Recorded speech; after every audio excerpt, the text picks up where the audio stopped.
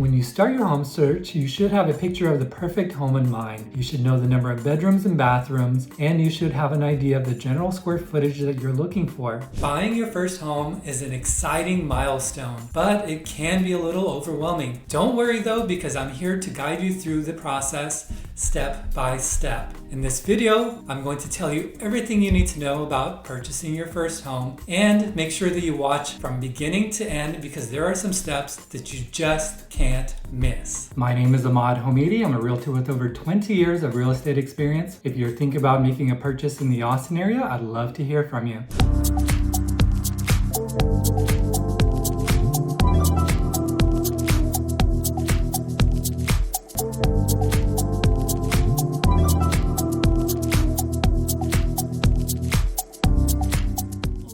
When you're purchasing a home, it's going to be one of the biggest investments that you're going to make in your life, and that's why it's so important that you are ready financially. As a first-time home buyer, it's especially important that you don't overextend yourself and you end up purchasing a home that you really can't afford. So step number one is to set a budget. The best way to do this is to take a look at your monthly income, whether that's your sole income or if you're purchasing the property with somebody else, your combined income, and then come up with a monthly mortgage payment amount that you're comfortable with. Once you know the monthly mortgage payment that you are comfortable with, that's going to help you to determine the price range that you should be looking at when you are out looking for homes. As a first-time home buyer, you should know the costs involved when you purchase a home. What is the total cost of a home? Well, it's going to be your purchase price, and then in addition to that, you're going to also have a deposit. Then you're going to have a down payment. And of course, your down payment is going to vary depending on your loan program. And then you're going to have closing costs. So when you look into your savings and you're budgeting for how much it's going to cost to purchase a home, make sure that in your savings account, you have enough for the deposit, you have enough for the down payment, and that you have enough for the closing costs. Closing costs usually range between 2 to 3% of the total purchase price.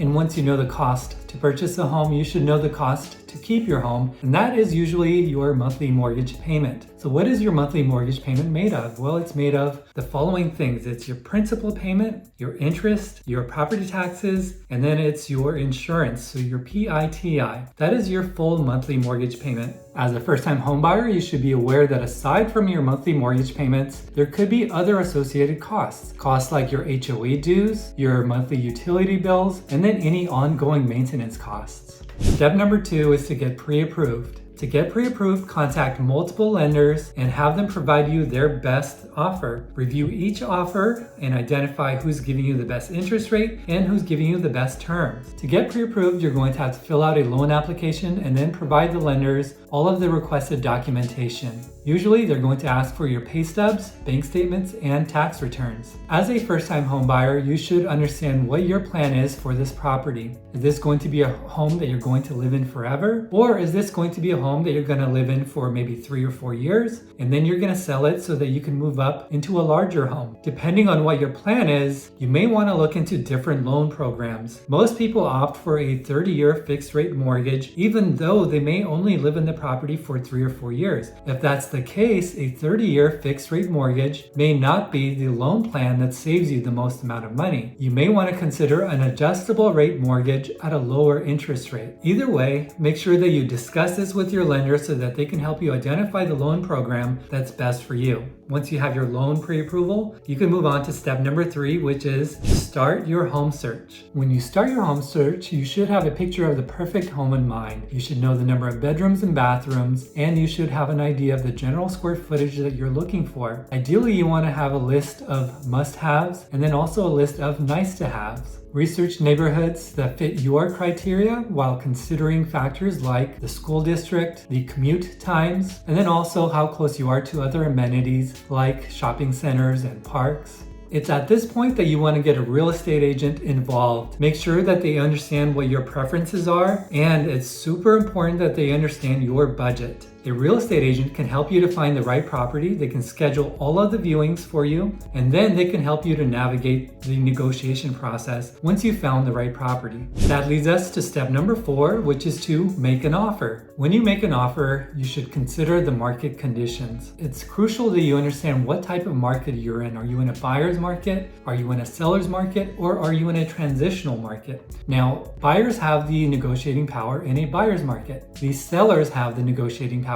in a seller's market. In a transitional market, it's very difficult to understand exactly who has the negotiating power. And that's why it's important for you to have this discussion with your realtor so that you can identify what type of market you are currently in. Once you understand what type of market you're in, that's going to help you to understand where to position your offer. Should you come in below the asking price, at the asking price, or do you need to write an offer that's above the asking price? Aside from the market conditions, you also want to take into consideration other factors that are going to help you to determine how you're going to price your offer. You want to consider the condition of the property and how motivated the sellers are, but most importantly, your agent should provide you with a comparative market analysis that's going to help you to decide how to price your offer. When you're writing your offer, make sure that you also consider the terms, like the number of days for close of escrow or the number of days for contingencies, and whether you're going to be asking for repairs or if you're going to be purchasing the home as is. Once your offer is accepted, that's when you'll have to pay your earnest money deposit. This is usually done in the form of a check and it's made out to the title company. Step number 5 is to review the disclosures and then order your inspections. The sellers are obligated to provide you mandatory disclosures. This is their opportunity to disclose everything they know about their home to you as a buyer. The seller's disclosures do provide some valuable information. However,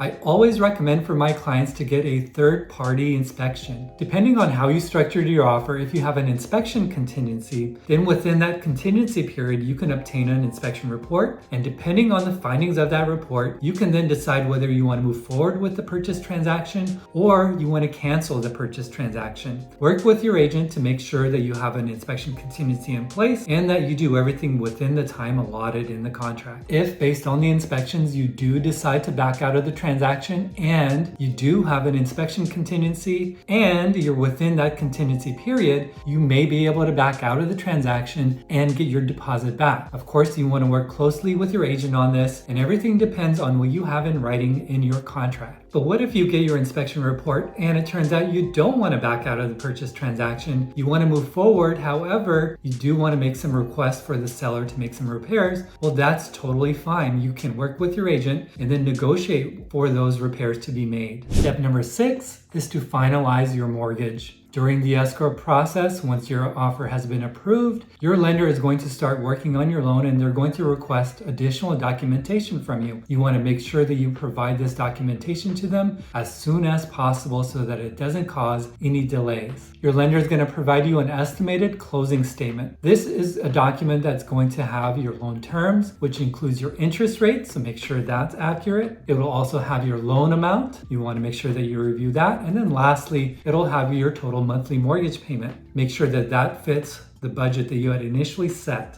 Your lender is going to require that you have homeowners insurance to cover your new home. So step number 7 is to obtain homeowners insurance. Homeowners insurance is something that you can shop around for, so I do recommend that you talk to a lot of different insurance companies, have them provide you a quote, and then decide which one is the best for you. Step number 8 is to transfer all of the utilities under to your name. If you're purchasing a resale property, that means that the previous owner has all of the utilities under their name and they may cancel their utilities. You want to make sure that rather than having them cancel it, you just transfer everything under your name. That way you don't pay an extra fee for restarting the service. Step number 9 is to close on your new home. This is usually done at the title company. They will schedule an appointment with you and then you'll go in and you'll sign on all of the closing documents. This process usually takes up to an hour. While you're there at the closing table, make sure that you do your best to understand every document that you're signing, review all of your loan documents, and review all of your closing documents. If you are putting a down payment towards your home, this is when you make that payment, either through wire or through a cashier's check. Once you are signed off at the closing table, you'll obtain your keys to the property. All of the documents will go for further review, and then they will be recorded in the county, and then your loan will be funded. And then congratulations, you have officially purchased your first new home. The last step, and maybe the most important, is that you move in, you celebrate, and you enjoy living in your new home. My name is Ahmad.homidi, and I'll see you in the next video.